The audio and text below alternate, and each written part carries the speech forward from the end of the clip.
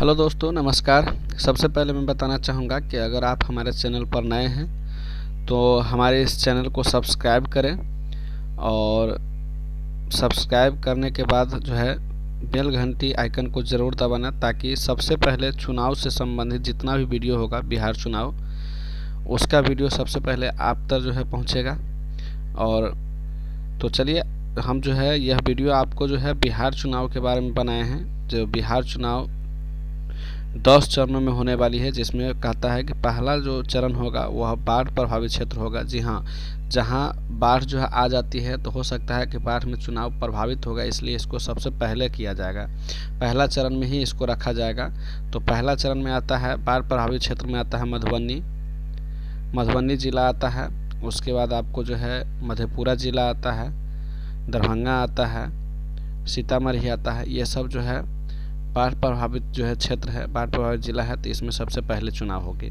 तो चलिए हम सबसे पहले दिखा देते हैं वो जो है नया अपडेट्स जो बिहार चुनाव को लेकर के जो है अभी सबसे ज़्यादा जो है वायरल हो रहा है। तो वो जो है सबसे ज़्यादा वायरल जो है अभी अपडेट आया है आम चुनाव, यानी कि जो पंचायती चुनाव होने वाला है, मुखिया का, सरपंच का, वार्ड मेंबर का, पंचायत समिति का, जिला परिषद का। तो ये जो छः सात पदों का जो चुनाव होने वाला है आने ही वाले कुछ दिनों में, उसको लेकर के जो है चुनाव आयोग ने कहता है, चुनाव आयोग ने 10 चरणों में पंचायत चुनाव कराने की जो है मांग प्रत्येक बिहार के डीएम को जो है यह सौंपा है। और डीएम को डीएम से यह निर्णय लेने के लिए कहा गया है कि जो चुनाव जो कराना है वह 10 चरणों में करवाना है। उसको लेकर के जो है पूरा एक जो है डिटेल्स जो है दिया गया है चुनाव की तरफ से, चुनाव आयोग की तरफ से। तो क्या है डिटेल्स देख लेते हैं। चलिए, वो चुनाव का जो है, जो चुनाव आयोग का जो डीएम से जो कहना है उस अपडेट को देख लेते हैं। तो ये अपडेट है चुनाव आयोग की तरफ से भेजा गया। कहता है, सबसे पहले आप ऊपर में देखते होइएगा, हेडिंग है, ऊपर का हेडिंग ही देख लीजिए। इसमें लिखा हुआ है, आयोग ने जिलों से 10 चरणों में पंचायत चुनाव का मांगा सुझाव। यानी कि यह सुझाव मांगा गया है वो उस प्रत्येक जो बिहार के जितने भी डिस्ट्रिक्ट है उन डीएम को जो है यह एक लेटर के रूप में भेजा गया है।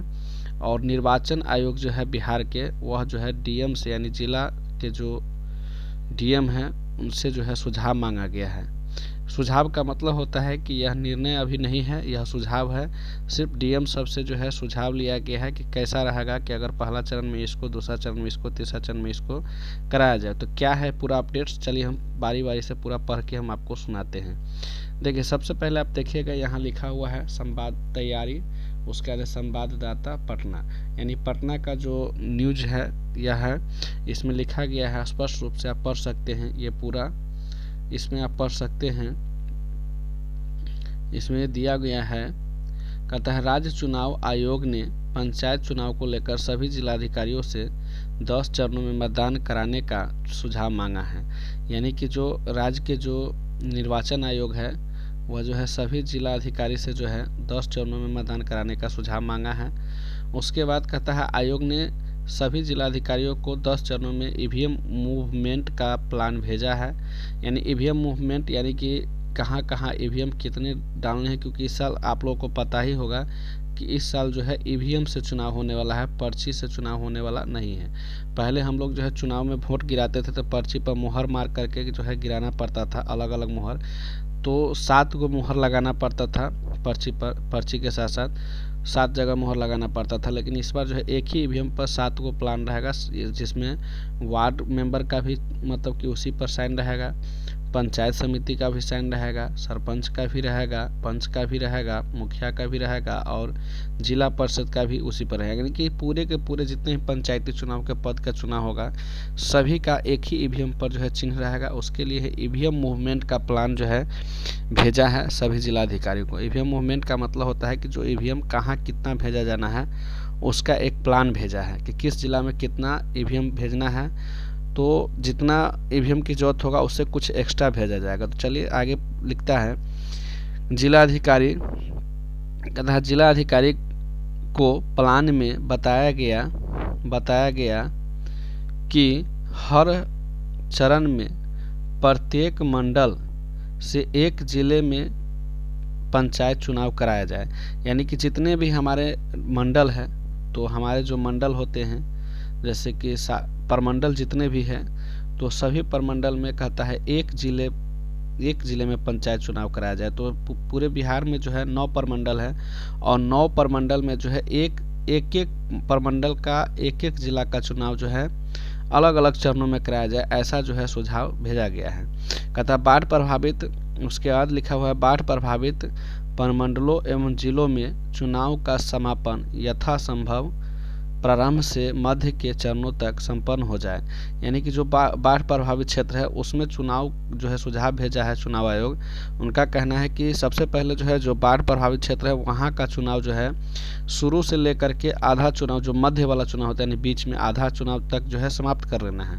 लास्ट में जाएगा तो हो सकता है बाढ़ होने का समय है, बाढ़ आ जाएगा तो चुनाव में बाधा हो जाएगा। इसलिए चुनाव आयोग का सुझाव है कि जो मध्य चरण का चुनाव होगा उसमें सबसे पहले बाढ़ प्रभावित क्षेत्रों में चुनाव करवा लेना है।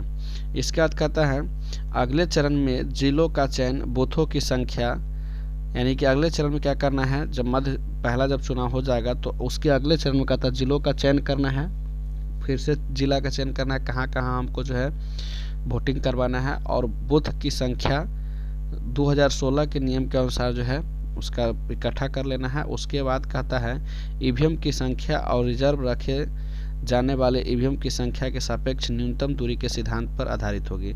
यानी जो ईवीएम चुनाव के लिए आएगा और जो कुछ एक्स्ट्रा जो ईवीएम रहेगा, हो सकता है ईवीएम में कोई खराबी हो, चाहे कोई शक के आधार पर ईवीएम को हटाने की बात हो, तो उसके लिए कहता है ईवीएम को रखने का भी कुछ सिद्धांत होगा जो नज़दीकी एरिया में रखा जाएगा, ताकि तुरंत जो है उसको जहाँ जरूरत हो वहाँ ईवीएम को मूवमेंट किया जा सके, यानी भेजा जा सके। इसके बाद आप देख सकते हैं जिलावार जो चुनाव आयोग ने मतदान कराने का जो सुझाव भेजा है, तो उसमें सबसे पहले आप देख सकते हैं पहला चरण में रखा है बाढ़ प्रभावित क्षेत्र में दिया है मधुबनी, उसके बाद सुपौल, अररिया, ये 3 जिला जो है पहला चरण में दिया है क्योंकि यहाँ बाढ़ आता है और बाढ़ हर साल आ जाती है। दूसरा चरण में ही बाढ़ प्रभावित क्षेत्र ही है, जैसे कि आप देख सकते हैं दरभंगा है, मधेपुरा है, किशनगंज है, सीतामढ़ी है, ये सब बाढ़ प्रभावित क्षेत्र है। इसका तीसरा चरण में यानी 4 चरणों तक जो है बाढ़ प्रभावित क्षेत्रों को जो है रखने की जो है चुनाव आयोग का जो है सुझाव है, उसके बाद ही बिना बाढ़ प्रभावित क्षेत्र को रखा जाएगा। तो लगभग उत्तर बिहार के जितने भी जिला है सभी में जो है हमको लगता है पहला, दूसरा, तीसरा चरण में ही चुनाव हो जाएगा और यह सुझाव अच्छा है चुनाव आयोग का, और हो सकता है यही अगला प्लान भी यही रह जाए, लेकिन अभी तक चुनाव का कोई डेट नहीं आया है। इस तरह से आप देख सकते हैं कि पूरे का पूरे जो है सभी जिला का पहला चरण, दूसरा चरण, तीसरा चरण, चौथा चरण, पांचवा चरण सारा के सारा दिया हुआ, और किस जिला में कितना ईवीएम की जरूरत है वो भी यहाँ पर दिया हुआ है, आप पढ़ सकते हैं। जैसे मधुबनी है तो मधुबनी के बगल में कोष्ट में लिखा हुआ है ईवीएम, उसके बाद लिखा हुआ डैश दे करके 7300, यानी कि मधुबनी जिला में 7300 ईवीएम भेजने की सुझाव जो है चुनाव आयोग ने दिया है। सुपौल में 3200 ईवीएम भेजने की सुझाव है और अररिया जिला में 4000। इसी तरह से हर जिला में जो है, जैसे आप देख सकते हैं दरभंगा जिला में जो है कुल 5266 ईवीएम भेजने का सुझाव चुनाव आयोग ने दिया है। मधेपुरा जिला में ईवीएम की संख्या 2633 और सीतामढ़ी जिला में ईवीएम की संख्या जो है 4501 जो है अनुमानित जो है सुझाव दिया है। तो ये है चुनाव आयोग का सुझाव। चुनाव की तैयारी जोर शोर से चल रही है और जितने भी उम्मीदवार हैं लगभग सभी जो है चुनावों की तैयारी कर रहे हैं। उधर चुनाव आयोग भी अपना चुनाव कराने के लिए तैयारी में है और सारे के सारे जितने भी डीएम हैं, प्रत्येक जिला के डीएम भी, बीडीओ, सीओ, जितने भी छोटे बड़े अधिकारी हैं सभी चुनाव की तैयारी में जोर शोर से लग गए हैं। तो हम यही कहेंगे जो भी भाई इस साल चुनाव में कोई भी पद के लिए चुनाव लड़ने वाले हैं तो आप जो है एकदम से मेहनत करने लगिए, जी जोर से मेहनत कीजिए और जनता की सेवा के लिए जो है अग्रसर हो जाइए। धन्यवाद।